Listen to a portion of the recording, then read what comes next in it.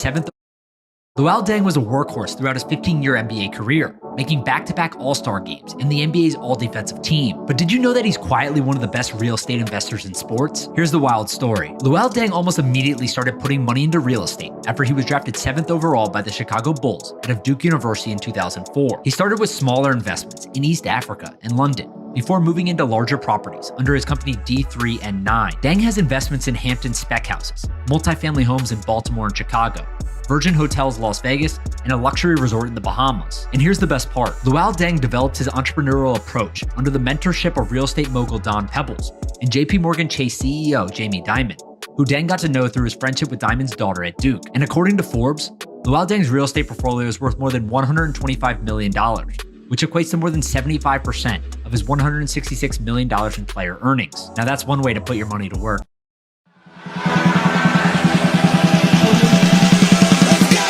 Hello, and welcome to another episode of Real Talk with Kingsley Ogudere. And I am your host, Kingsley Ogudere. Before we get started, like I always tell you, hit that like button, subscribe, so we can keep on bringing you good basketball content. Hopefully, all the information that you like.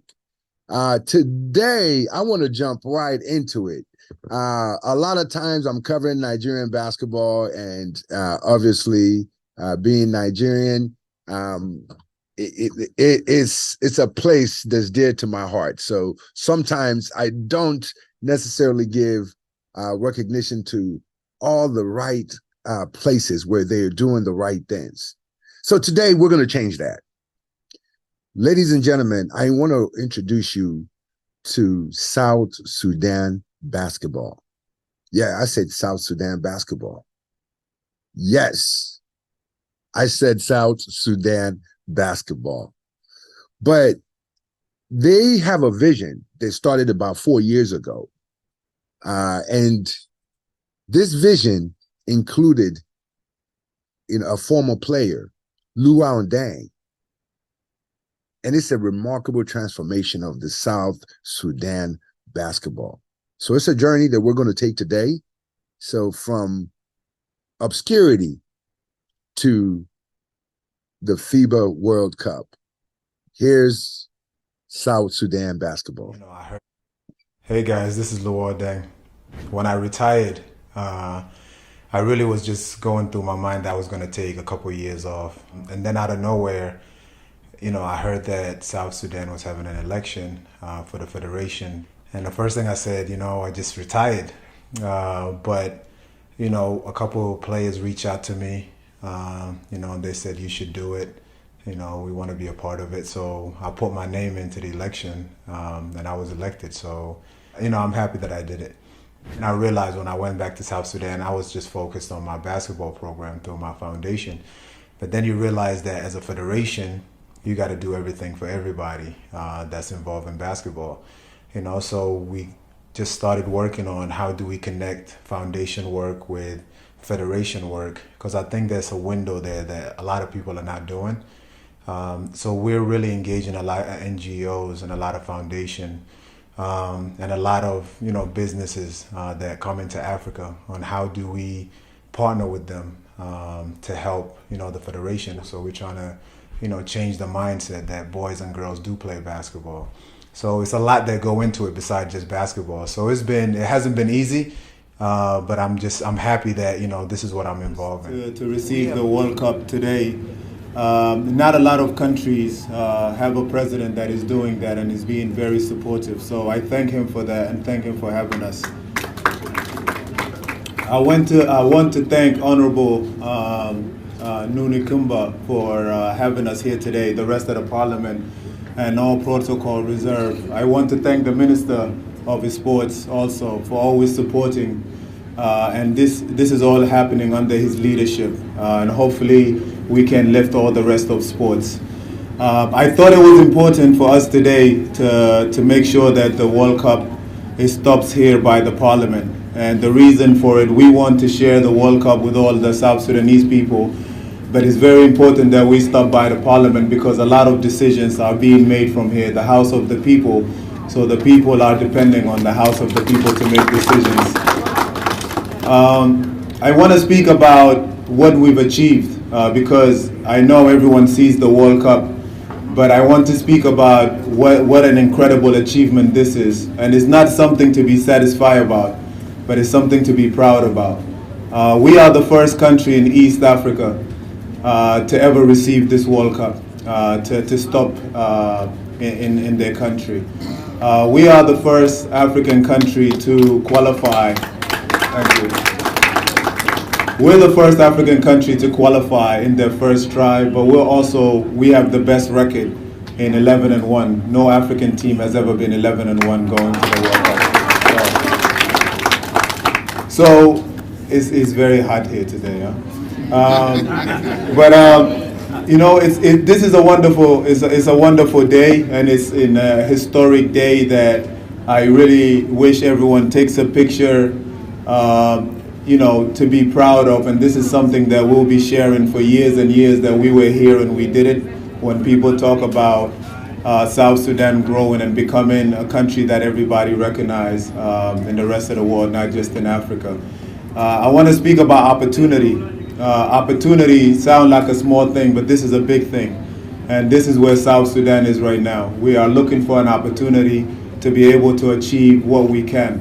I want our team, from our players to my office, to everybody that's a part of our federation, to all the fans, everyone that supported us, to know that this was all you guys together, all of us together achieved this.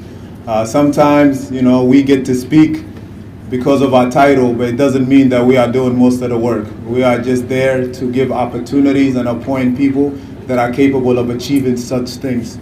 Our federation is not only about the cup. Our federation is a symbol of what it takes when we come together and what we can achieve. I want people to know that our story is up and coming. We've been through a lot, but it's up and coming. So thank you again for having this. I want you guys to enjoy the trophy as much, but know that just know that our ceiling is high. Don't be satisfied. We have a lot more to achieve.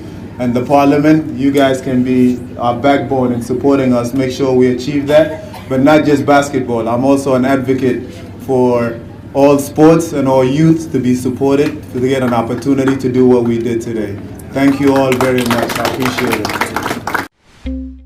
Hello and welcome back.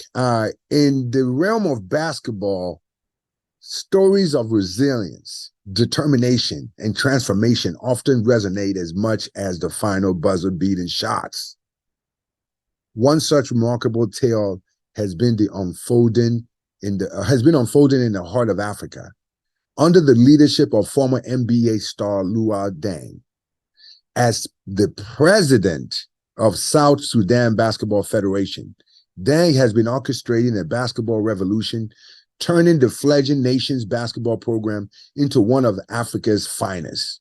Yes, I said one of Africa's finest. From the NBA Hardwood to the heart of Africa, after an illustrious 15-year career in the NBA, Luol Deng's path to retirement took a surprising turn. Instead of relishing in the post-NBA leisure, Deng embarked on a journey that would redefine his legacy, a product of South Sudan. Deng's personal story is intertwined with the struggle for survival, resilience, and triumph against adversity. It's no surprise then that Deng chose to channel his energy towards transforming the basketball landscape in his home. Because when Deng took over as president of the South Sudan Basketball Federation, he faced a colossal challenge of building basketball program from the scratch. The nation, which gained independence in 2011, had no established basketball infrastructure. But Deng's vision was clear. He aimed to provide the youth of South Sudan with a platform for growth, development, and opportunity. Let me repeat that, please. He aimed to provide the youth of South Sudan with a platform for growth, development, and opportunity. Everyone always looks at the final product. I know Nigeria looks at the final product. That's the only thing Nigeria is interested in, the final product. I hate to say it, but here is an example.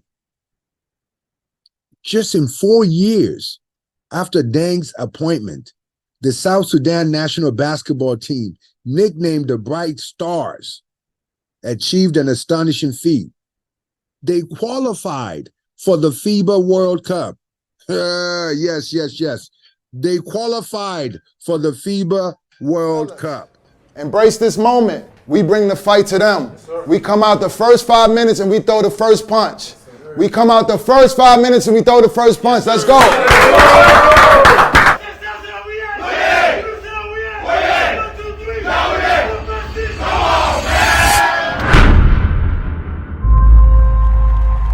I never knew what basketball could do for a country until I was a part of this. Well, around the world, South Sudan has come to be known for its struggles in its first decade of independence, but it's also managed to make its way to the international basketball scene. African basketball is different. You definitely have to teach mental toughness and physicality. Teams were saying in the beginning that we weren't physical, we're not strong enough to keep up with the way basketball's played in Africa. People saying, oh, you guys play fast, you play fast. And I said, why not? World Cup. Fire, so much emotion. We don't have just one guy. If someone doesn't have a good night, best believe that it's 5 other guys that are capable of having, one of those type of nights. Don't get comfortable. Strive for greatness. Keep on competing. 20 more minutes, we close this thing out. And stay together. Stay the course. We're competing for the top spot to qualify for the World Cup. For people here, it's the first time ever that a team might go to the World Cup. They've seen their team beat Egypt, Congo, Tunisia. They've never seen it. In such a short period of time, we were able to go from 40-something to being the #1 team in Africa.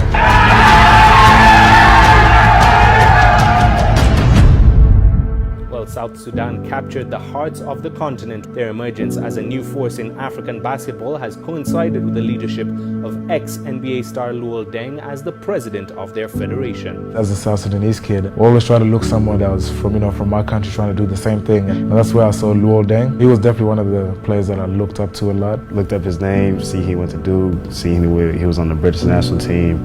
I was like, wow, I gotta figure out a way to be like him. It's one thing for people to say, what they do for where they're from, but he's doing it for a country. He's a natural born leader. He trusted me with something that is so precious to him. To hear these guys' stories of going to refugee camps and displaced from their family, I couldn't imagine living that. My mom was in Gambela and she ended up migrating to Nairobi, Kenya, and I was born in a refugee camp there. My parents moved from South Sudan during the Civil War. They moved to Lebanon, where I was born. I was born in Kakuma, a refugee camp right on the border of South Sudan. And my parents moved there from a will because of the Civil War. Imagine your family fleeing a country and going to find life somewhere else, and instead of you being in that other country and forgetting about South Sudan or enjoying your professional basketball career, you're actually committing to come back and play for the same country that you fled because of the war, and you're the one now bringing all this positivity to it.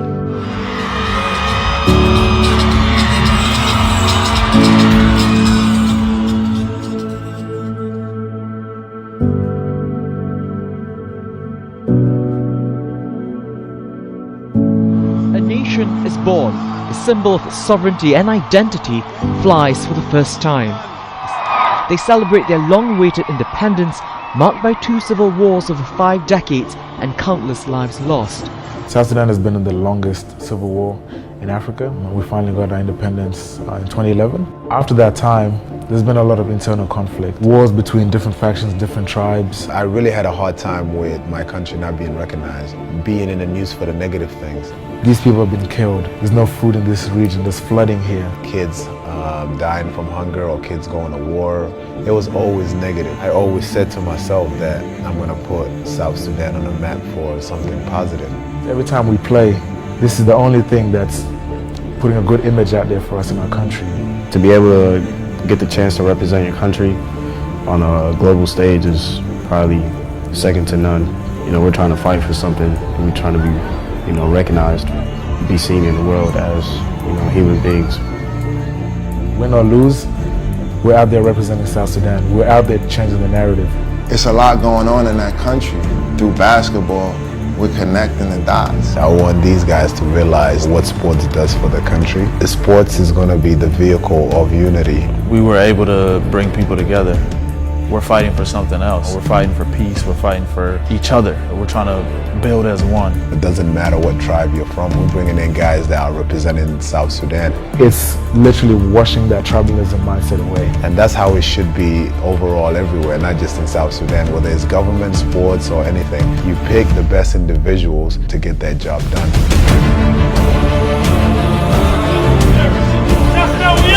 It just shows an example of why we should all work together.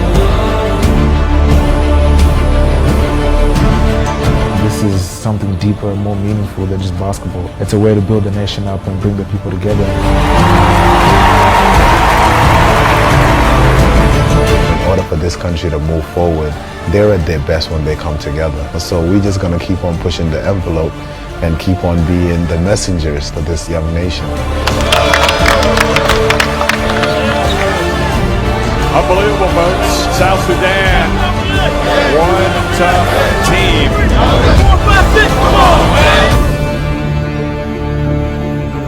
This remarkable journey from a nation with minimal basketball history to the global stage is a testament to Deng's unwavering commitment and the dedication of South Sudanese athletes.